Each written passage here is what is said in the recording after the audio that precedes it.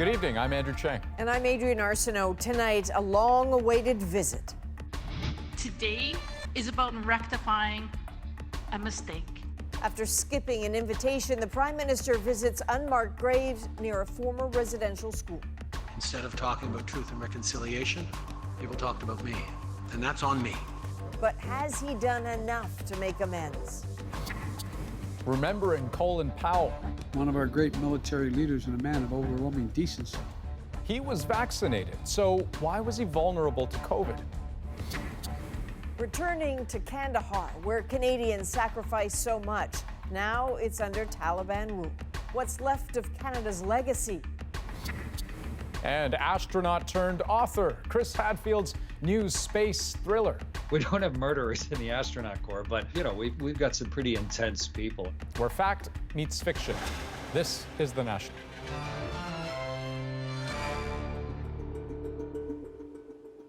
This was a day of difficult, frank, and at times emotional truth-telling on the Tk'emlúps First Nation. And the Prime Minister was right in the middle of it. He was forced to face the hurt he caused when he chose to take vacation on the country's inaugural National Day for Truth and Reconciliation.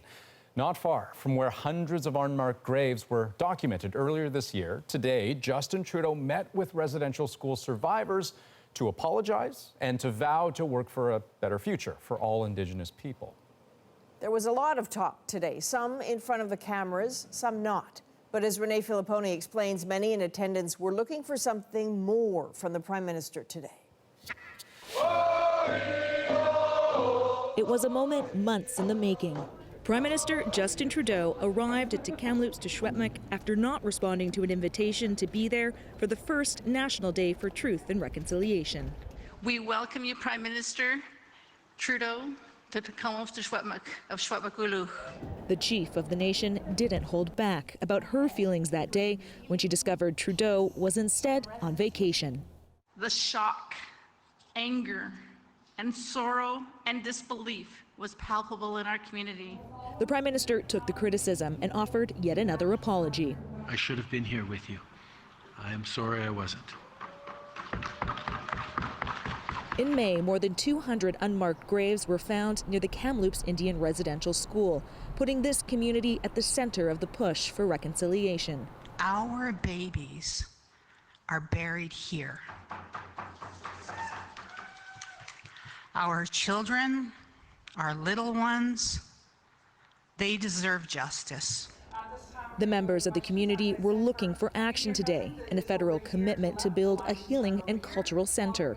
I think we're beyond theatrics, platitudes, and words. And as stated by many Indigenous peoples in this country, we need to see action. But no new commitments were announced. All of that was so traumatizing and lots of anger. Rose Miller attended the Tk'emlúps Residential School, where she was abused and says she was treated like nothing.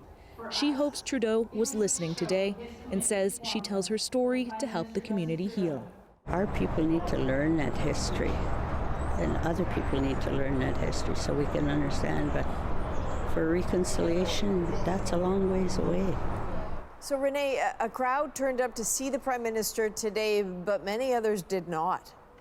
That's right, Adrienne. Leaders from the community say some members refused to come because of their anger with the Prime Minister.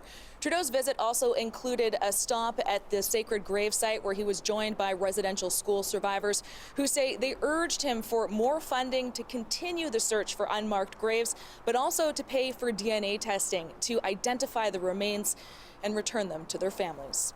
All right, thank you, Renee. Renee Filipponi on the Tk'emlúps First Nation. Turning now to the COVID-19 situation in Canada, and one of the hardest hit provinces, Saskatchewan, has announced it is sending patients to Ontario to relieve extraordinary pressure on its ICUs. I want to take this opportunity to thank the province of Ontario. What we're doing is we're moving 6 patients out over the course of the next 3 days. Saskatchewan is also asking the federal government for medical teams like those sent to Alberta earlier this month. It needs the help. While daily new cases have started dropping, COVID ICU admissions are for now still going up. In fact, per capita, they continue to top pandemic records from every hard-hit province. It really is out of control and quite dangerous and scary. This ICU doctor thinks the 6 patient transfers are just the beginning. We are going to need to move potentially 30, 40, 50 patients. Otherwise, this will not help in a significant fashion. The hope is pressure eases before that's necessary. Pfizer has formally asked Health Canada to approve its vaccine for kids aged 5 to 11. It is the first vaccine in Canada's approval pipeline for young kids of that age. The dose would be a third of the size currently given to those 12 and up. An independent expert panel will be reviewing the data. Right now, about 88% of Canadians over the age of 11 are already vaccinated. So deep into this pandemic, doctors are well practiced at managing infection, but some appointments are still done virtually. And as Shoshana Reed explains, for some regulators and patients, that is not good enough. Stephanie Otto Batazzo's toddler was feverish for days before she was referred to a pediatrician. But despite testing negative for COVID, her only option was a virtual appointment. I said, yeah, I would love her to see her because this is getting worse, not getting better. And he said, no, we're not taking any kids in person. She was advised to go to her local emergency room, where she spent 8 hours. You're overwhelming the doctors because they're emergency doctors, and this is not an emergency. And you're overwhelming the kids with the long waits. Complaints like these have prompted the College of Physicians and Surgeons in both Ontario and Manitoba to ask doctors to resume in-person care. The colleges say high vaccination rates and access to PPE mean in-person visits are safe. We've heard from our emergency colleagues that patients are presenting later because they haven't had the necessary in-person assessment. Manitoba's college says after November 1st, registered physicians who aren't complying with in-person visits could face disciplinary action. This pediatrician says doctors are having to balance safety concerns in their offices, especially with unvaccinated patients. The other part of it is then higher risk children. So if they're exposed to someone with COVID and have COVID symptoms, those are children that we might not want to bring into our office. And you're using your walker? Oh, yes. Family doctor Iris Gorfinkel sees patients in person 3 days a week, but says virtual care still helps. If they're just here for, say, a prescription renewal or a quick referral, something that we know they need, then, that's easily done by virtual care. While virtual care has a place, say health authorities, it shouldn't replace in-person visits. Shoshana Reed, CBC News, Toronto. Canadian-born San Jose Sharks forward Evander Kane has been suspended by the NHL after reports he used a fake vaccination card. Kane will be off the ice without pay for 21 regular season games for what the league is calling a violation and a lack of compliance with its COVID-19 protocols. Kane released a statement apologizing to his teammates, saying he would undergo counseling and make better decisions in the future. Colin Powell, former U.S. General, Chairman of the Joint Chiefs of Staff, and U.S. Secretary of State, has died at the age of 84 of complications from COVID-19. Makta Gabraselassie traces a life at the heart of American power for decades, a life of triumphs and mistakes. I will never not be a soldier. A respected military leader, a trailblazer, a man with a legacy divided. For those who knew him well, Colin Powell's death hits hard. I feel as if I have a hole in my heart. From privates to presidents, he was someone who you could believe in, you could trust. President Biden called him a good friend and a patriot. One of our great military leaders and a man of overwhelming decency. The son of Jamaican immigrants, Powell was born in New York, and as a teenager, he looked up to the civil rights leaders, changing his world. What they did was they said blacks won't put up with this anymore. But they did more than that. They held a mirror in front of the rest of America and said, is this what we really are all about? Powell would rise up to become the first black national security advisor, chairman of the Joint Chiefs of Staff, and Secretary of State. Those barriers were not easy to break by any stretch, but he did it with dignity, he did it with grace. But he would fall from grace. Every statement I make today is backed up by sources, solid sources. His claim that Iraq was harboring weapons of mass destruction was followed by a war that lasted 8 years and cost hundreds of thousands of lives. No weapons of mass destruction were ever found. I regret it now because the information was wrong. Politically, though, his words still had power. A Republican, he would come to support Barack Obama in his presidential run, and he pulled no punches criticizing Donald Trump. Look at what he has done to divide us. Powell had a long struggle with cancer. Though fully vaccinated, his family says he died of COVID-19 complications, at risk with a breakthrough infection. General Powell represented our most vulnerable population in this country. He was over the age of 80. He had cancer, and the treatment for his cancer made him vulnerable. That may be how he died, but he'll be remembered for how he lived and the choices he made serving his country. Magda Gebrselassie, CBC News, Washington. In the British Parliament, a special session was held for slain MP Sir David Amass, honoring his contributions and mourning his loss. We will not allow the manner of Sir David's death in any way to detract from his accomplishments as a politician or as a human being. There was a moment of silence and tributes, both solemn and fond, for Amass, followed by a church service. Amass was stabbed to death while meeting constituents last week. A 25-year-old suspect is being held under Britain's Terrorism Act.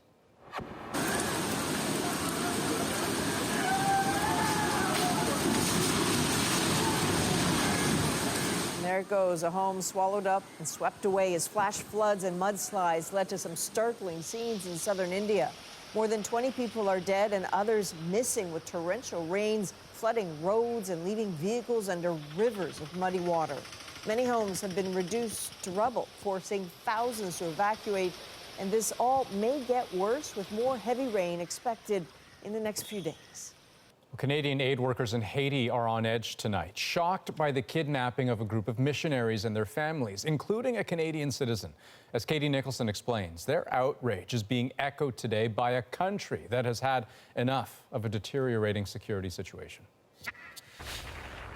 The streets of Port-au-Prince almost empty as Haitians held a general strike to protest how unsafe they feel in their own country. The kidnappers, they are not scared.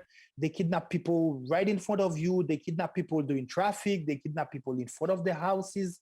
So it's pretty scary. It's pretty complicated. This past weekend, one particularly notorious gang kidnapped an Ohio-based Christian outreach group, which had just visited an orphanage in one of its strongholds just east of Port-au-Prince. First thing I asked myself when I heard about the news, what were they doing over there? 16 of the victims American, including children, and one, Global Affairs confirms, Canadian. Both countries say they're working with Haitian authorities. Today, the White House confirmed it's bringing in the experts. The FBI is part of a coordinated U.S. government effort to get the U.S. citizens involved to safety. The brazen group kidnapping just one among the more than 300 reported to police in the country this year. The escalating risk playing on the minds of Canadian aid workers and volunteers like Kate Danvers. Yes, I am very concerned, and I'm a little afraid. I'd be a fool if I wasn't. For the last 7 years, Danvers has been traveling to Haiti to work with an agricultural trade school and is slated to return in December. Haiti is not a safe location for anyone right now. Life here is complicated. Every time you go out, it's a chance you take. It's a chance. It's a risk. You know, you go out, it's a risk. When you get back home, you have to pray. You have to thank the Lord. You have to say, thank you, God. Today, joining Haitians in prayers for safety, a wider Christian community hoping for the safe return of the kidnapped. Katie Nicholson, CBC News, Toronto. Okay, we do have some developing news out of Alberta. We've been watching two major mayoral races, Calgary and Edmonton. The winners will succeed longtime mayors Naheed Nenshi and Don Iveson. Julia Wong has the details for us. Julia. Well, Andrew, CBC is projecting Jyoti Gondek will be elected the next mayor of Calgary. She would be that city's first female mayor. And CBC is also projecting that Amarjeet Sohi will be elected the next mayor of Edmonton. Now, Sohi had positioned himself as the progressive candidate in this particular race. Both of these mayors-elects will have their work cut out for them, including dealing with the provincial government, and they will play big roles in shaping the political dynamics and the future of Alberta. Urban voters lined up today to cast their ballots in a pivotal election. Calgary Mayor Naheed Nenshi and Edmonton Mayor Don Iveson are stepping down after years leading Alberta's largest cities. Our city's at a special point where we have to decide what our future looks like. It makes this election feel very meaningful, in shaping the next, 4 however many years of Edmonton. Nenshi became a household name after his leadership in the 2013 Calgary floods. Iveson negotiated for years with Ottawa over big city funding, specifically affordable housing and public transit. Both seen as progressive voices in a largely conservative province. Their successors will put a stamp on their visions for both cities' futures and their relationship with the provincial government, says this political studies professor. If there's going to be a change, it'll have to come from both sides, and clearly polls are indicating that Albertans, whether they're in Calgary, Edmonton, or somewhere else, they all want to see sort of a pushback against some of the government policies. Both mayors were very critical of the province's handling of the pandemic. It's been very challenging working with this provincial government, and I think now many Albertans have an understanding of why, given what we've gone through over the last while here. Now, Albertans are also voting in 2 referendums. The first on daylight saving time, whether Alberta should adopt that year-round. The second on equalization and whether that federal program should be removed from the Canadian Constitution. We're expecting those results next week. Back to you, Andrew. Well, the Taliban fought Canadian forces for years, but with a looming economic disaster, they are now asking Canadians for help. Coming up, we travel to Kandahar, where Canadians lost their lives, and we'll speak with the Taliban leadership in the region. Hi there, I'm Dr. Kara. Plus, a Toronto plastic surgeon draws clients with his good reviews, then disappears with their money. I'm really angry, and I feel helpless. This is ground control to Major Tom. And astronaut Chris Hadfield pens a piece of fiction that draws on real events. I asked him about the more peculiar ones. If you're out on a spacewalk and this has happened and you throw up, it's life-threatening. We're back in 2.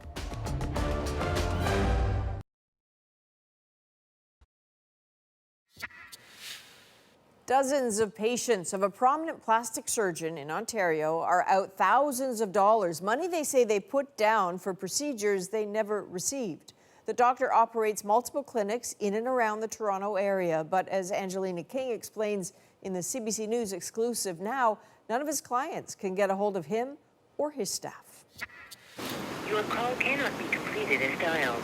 Heather Hill has heard that message more than 60 times in the last month. Please check the number and dial again. She's been trying to get a hold of someone at Dr. Cara Plastic Surgery after borrowing nearly $17,000 from a loan company to pay the clinic for a breast augmentation she never got. I'm completely devastated and I'm stressed to the max. Her surgery was canceled, rescheduled, then canceled again. I was feeling that something wasn't right. She says she tried canceling to get a refund, but hasn't been able to reach anyone. I'm really angry and I feel helpless. Hi there, I'm Dr. Kara. Dr. Mahmoud Kara's website is still up, but his phone lines are down. CBC News spoke with a dozen clients who say he's taken thousands of dollars of their money and disappeared. Many others have commented on his company's social media pages with similar stories. Several say they filed complaints with police and Ontario's College of Physicians and Surgeons. Okay, so this is my invoice from Dr. Kara's office. Pina Vitali waited 15 years to get a tummy tuck after having a child. She spent the last few months preparing, losing weight, and quitting smoking.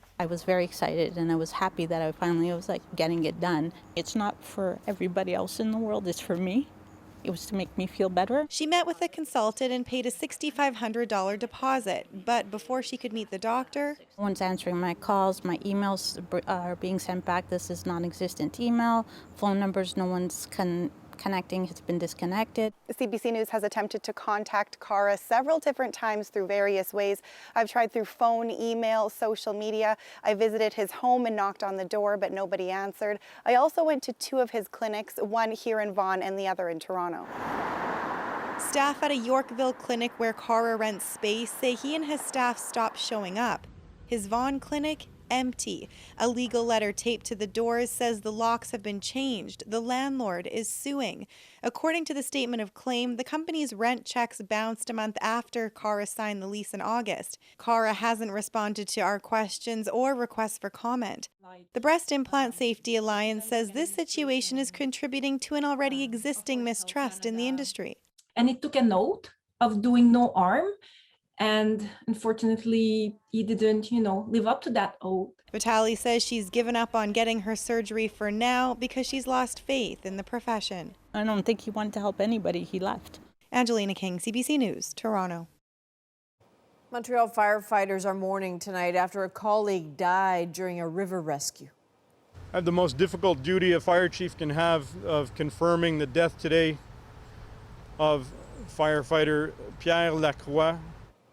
So you can see in this video just what his team was up against on the St. Lawrence River, trying to rescue boaters in danger at night when their own boat capsized.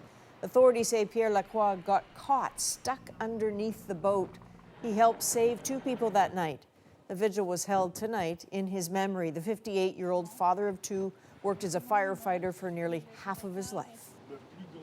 New Brunswick is telling its provincial employees to stop acknowledging Indigenous land titles. It's a directive many in the province are calling divisive, and now the Grand Chief of the Assembly of First Nations is weighing in. Thomas Daigle explains. All along New Brunswick's St. John River, Indigenous peoples have lived for many generations, long before there was a city called Fredericton. Now, how to address that history is at the heart of a fiery debate set off by a leaked government memo. It's not helpful to reconciliation, and it's not truthful. Across Canada, Indigenous land acknowledgements have become common, everywhere from city council meetings. The city of St. John, Menaquest, is the traditional territory of the Wolastoqey. To NHL games. Thank you, Kinenaskumtnawa. A brief nod to who lived here first. It is informing people, again, about a very basic fact that a lot of Canadians are not aware of, basically whose territory they're on. In New Brunswick, First Nations are fuming over a recent provincial directive on how to acknowledge ancestral territory. A memo from New Brunswick's Attorney General telling government staff to stop using terms such as unceded or unsurrendered. They throw around racist and this and that. It isn't the case at all. It's just doing the job that we are supposed to do. He blames the battle over that map. Last year, 6 Wolastoqey communities filed court action asserting title to their traditional lands, which they say represent a huge swath of New Brunswick. But they have no right to it, says the province. We're not going to take your land from you. It's surplus Crown land that we are talking about. Many New Brunswickers disagree with their government too, using those terms, unceded and unsurrendered, on social media as a form of protest. A reminder, centuries of history remain in many ways unsettled. Thomas Daigle, CBC News, Toronto. Next on The National, we head to Kandahar, where the Taliban has a message for Canadians. Stay out of Afghanistan, but provide aid. We speak with the Taliban's leadership in the region years after Canadians lost their lives there.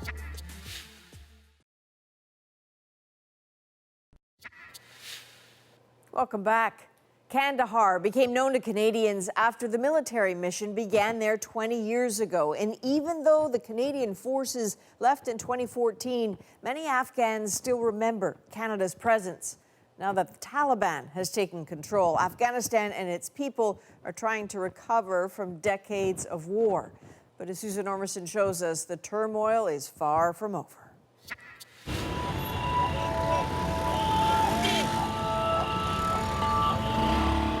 The Taliban has taken back its heartland.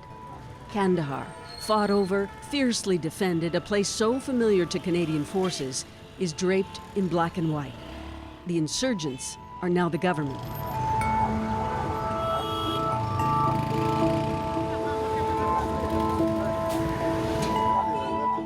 RT, these men tell us the war between the Taliban and ISAF forces lifted the economy. Now those jobs have disappeared. Those people who had money have left, he says, and whatever aid that did come in before is gone. Taliban are in charge, but the problem is no one can buy food. The power has flipped in Kandahar, and a suicide bomb attack Friday shows the Taliban faces internal threats, putting pressure on the new command of Kandahar's police. Just days before, we met the new police chief, Abdul Ghaffar Mohammadi, a senior Taliban from Panjwai. I fought directly face-to-face against Canadians, he says, in one of his first interviews. They destroyed villages, did nighttime attacks with American support. Our expectations now of Canadians, if they want to help Kandahar, they should send humanitarian aid. A brazen ass, given the Taliban fiercely fought against Canada's development efforts for years. The highway snaking west from Kandahar leads to Panjwai, the heart of Canada's military operations 15 years ago. Canada paved roads, built schools, and fought to secure villages in the grip of Taliban insurgents. Shopkeepers at the Panjwai Bazaar remember the Canadians, this man mockingly. Yes, they patrolled here all the time. Thank God the Mujahideen planted IEDs, and when they exploded, they ran away. Improvised explosive devices were the weapon of choice for the Taliban, hidden and lethal.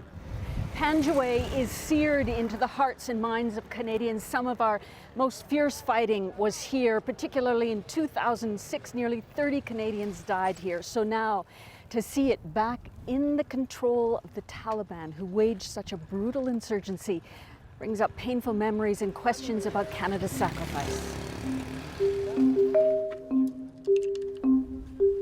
We were invited to the district centre, built by Canada, and as of 3 months ago, commandeered by Panjwai's Taliban, a deeply conservative area. As we arrive, villagers swamp us, assuring us the Taliban's flag will be raised forever. But Canada's soldiers left an indelible mark, providing services, they tell us. Canadians were good people. When they realized their mission was against the Afghan people, they left our country, a good thing.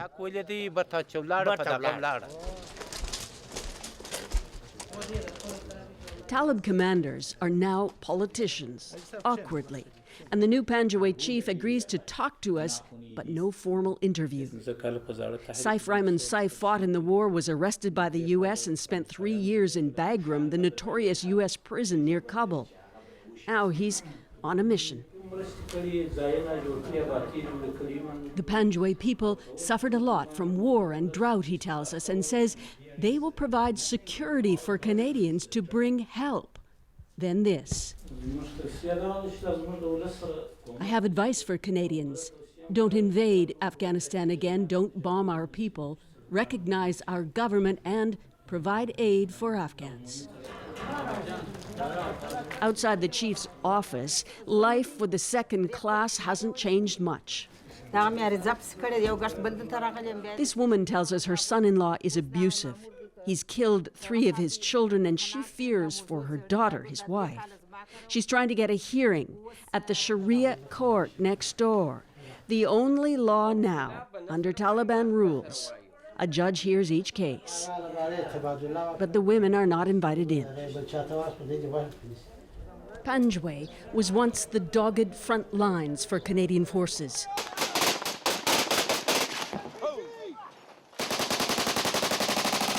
Those fierce battles in 2006 and 2007 held ground. Changing mags!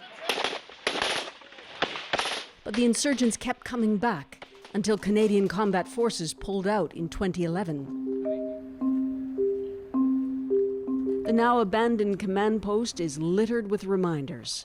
First Canadian soldiers, then U.S., and then the Afghan army, which was run out of here in mid-July. ending. Years of conflict in these dusty grape fields, with their mud huts and hidden dangers, the fighting fields. But for rural families, no matter who was winning, the wars just brought misery. This woman's son, fighting for the Taliban, was killed by Afghan forces 3 months ago, just before the end. How did he die? He went outside. They brought the dead body back to me. He was martyred. How can I be happy? I lost my beloved son. I'm left with all his children, my grandchildren. What should I do now?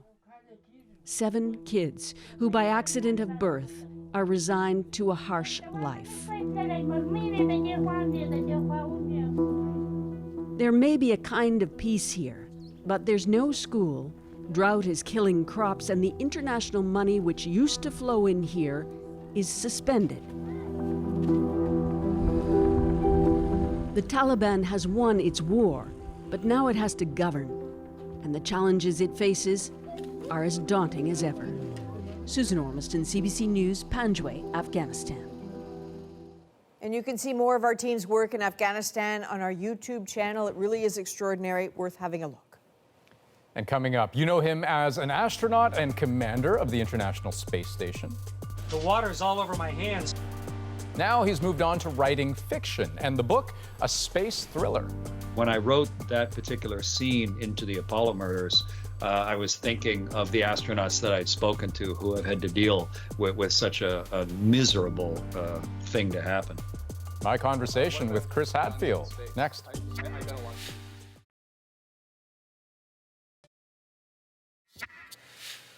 Welcome back. Chris Hadfield has a seemingly endless resume. A military pilot, the first Canadian to walk in space, pretty talented musician, but his latest mission is a brand new feat, a novel. This is ground control to Major Tom. In the Apollo murders, Chris Hadfield weaves a tale of murder in space during an Apollo 18 moon mission. A symbol of mankind, and we can live in peace and harmony in the future. Now, in reality, the Apollo missions ended at 17, so Hadfield creates a what-if scenario using real characters, real events. You get the tongs, John? Yep, I carry the rake. Look at the size of that rock. And who better to pull that off than the man who flew 2 space shuttle missions, commanded the International Space Station, and became a global celebrity, explaining concepts about space and Earth in a way that captured the world's attention. Okay, Chris, Commander, what's the right way to address you these days? Yeah, they're both right. It's I'll call you Andrew, if that's okay. We sat down to talk about the book and where fiction starts to feel real.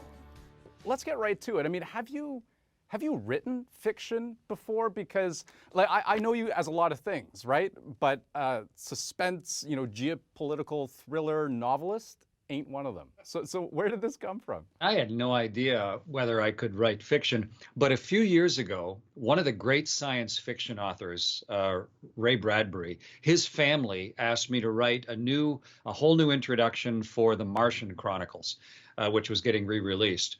And so I really carefully wrote, it was pretty extensive intro, and, digging into his science fiction and the ideas of the time and then extrapolating that into real events. I think that was sort of the genesis of, wow, maybe there is a chance that I could write sort of an alternative history thriller fiction. There's some psychoanalyst somewhere who's their fingers are like this right now because they're thinking, here's an astronaut who has just written 500 pages about astronauts murdering other astronauts, and he's going to be wondering, okay, what do I make of that? They're based on my own life experience. That they have characteristics of people that I know. To be an astronaut is hugely competitive.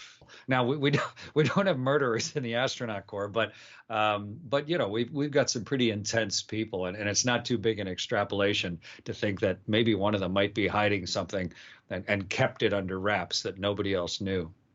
I still want to have fun with this. Can we go through some of the fact versus fiction? Because you talk about drawing on your own life experiences.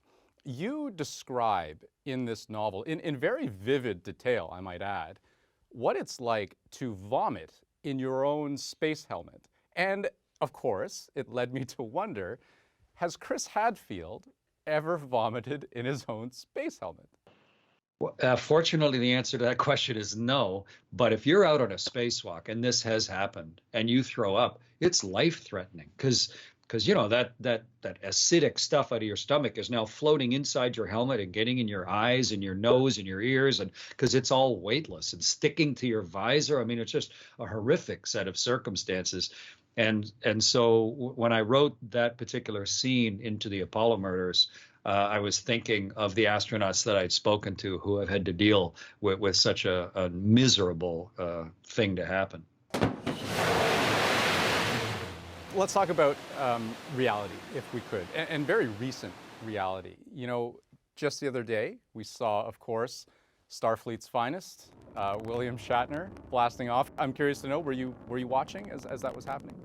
I was in touch with Bill Shatner beforehand, and actually I've been corresponding with him since. But when he climbed out of that ship, the look on his face, and then the 2 or 3 minute soliloquy of wonderment that Bill just couldn't help but share. There is Mother Earth and comfort, and is there death? I don't know. To me, that was, you know, I just have that inside me so vividly from my personal experience.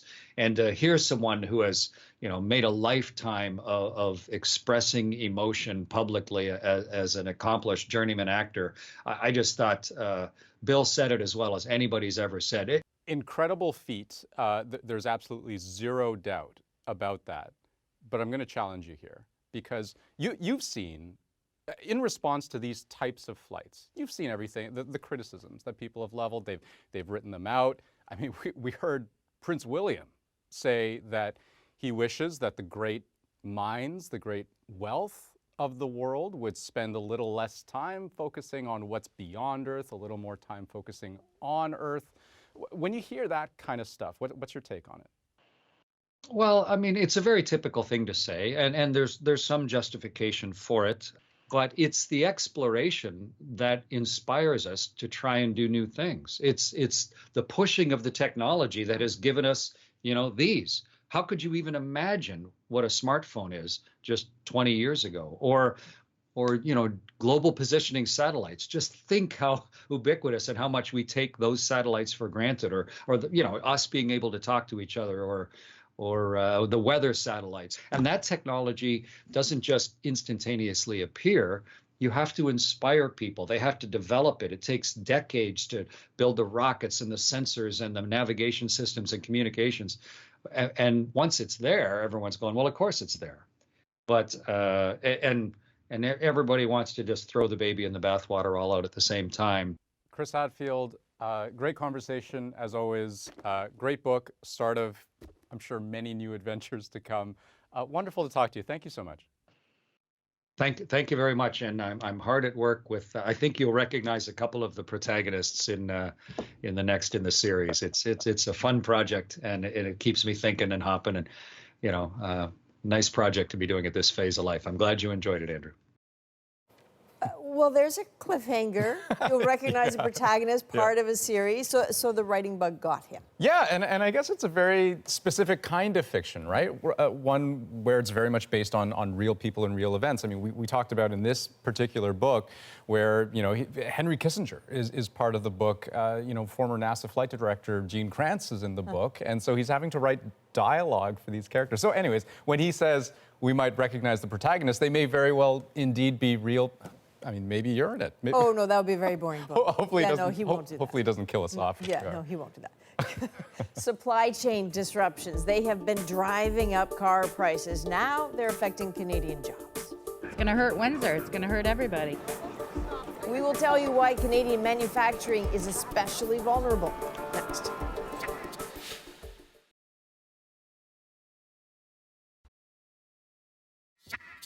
Pandemic supply chain issues have been plaguing businesses for months now, but now they're about to really hit home for some Ontario auto workers. As Jacqueline Hansen explains, a shortage of computer chips is putting some of them out of work.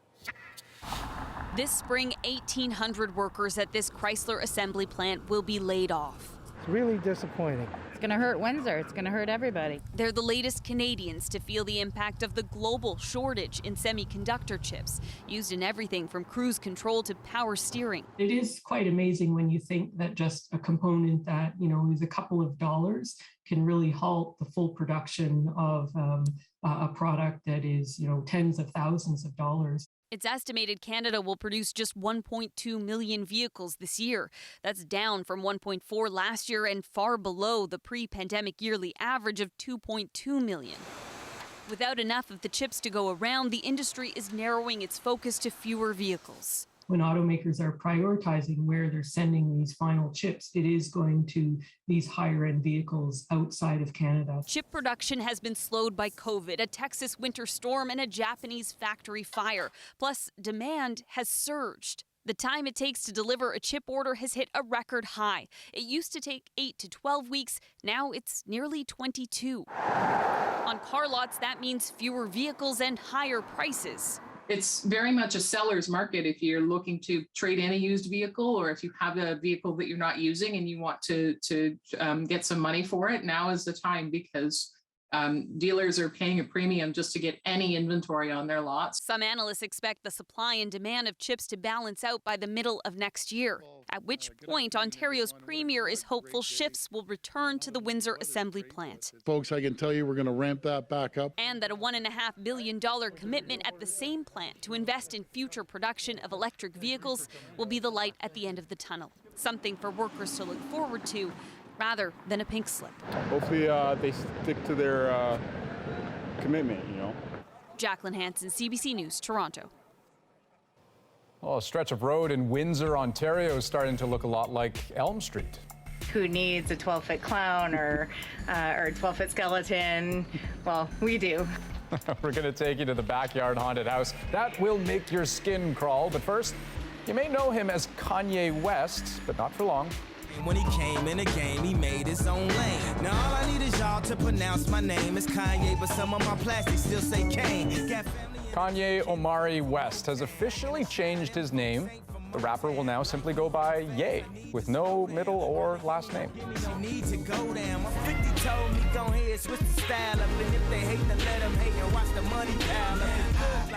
An LA judge approved his petition for a formal name change today, in which he cited personal reasons. It's not a huge stretch. He's had the nickname throughout his career. He's used it as an album title, even hinted at making it his official name all the way back in 2018 when he posted a simple tweet stating, "I am Ye." Jay is chillin', Ye is chillin'. What more can I say? We killin' them. Hold up, before we end this campaign.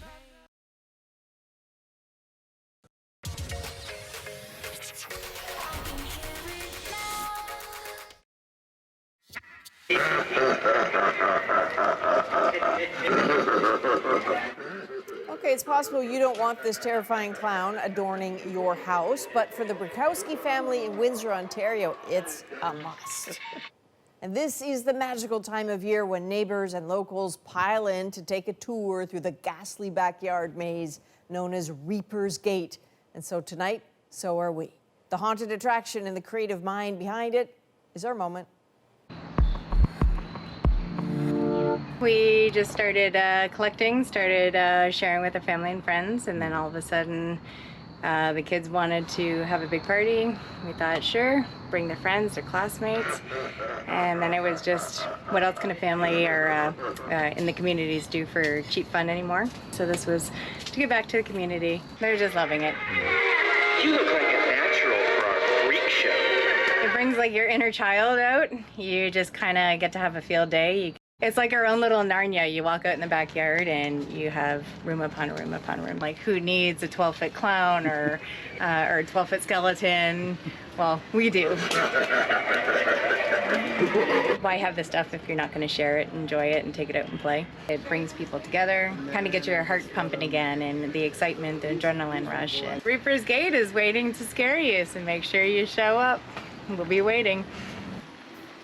Okay, neighbors of the Brzykowskis, it is time to up your game. So normally they The family gets together, they decide to raise money for a cause they want. This is no idle drop down to the store and pick stuff up. They begin designing it on Labor Day. It looks like a lot of fun. I mean, clearly a lot of work goes into it. I don't think I could ever bring my kids there because they don't like scary. I mean, they think some episodes of Paw Patrol are scary. Oh, wow. so that would traumatize them for life. But hey, I don't know. Maybe after the kids go to bed, I'll pay a visit.